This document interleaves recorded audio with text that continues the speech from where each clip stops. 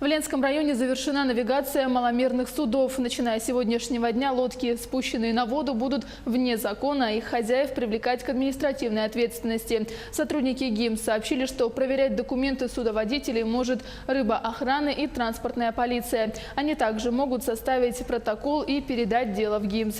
За эту навигацию сотрудники Ленского района завели около 70 административных дел. Отсутствие документов и нарушение правил плавания влечет административное наказание в виде штрафа до 3000 рублей и лишения прав. Вот за крайний рейд, который сейчас сделан был неделю назад до Витима, было проверено 18 лодок, из них составлено 6 административных протоколов. Тоже в основном забыл жилет дома или забыл букву написать бортового номера. Такое вот. Судоходство на реке в вечернее время суток интенсивное. Поэтому, уважаемые судоводители, будьте внимательны, осторожны, соблюдайте правила плавания, не нарушайте их. По судовому ходу ходить, по судовому ходу, где ходят большие суда, запрещено маломерным судам ходить.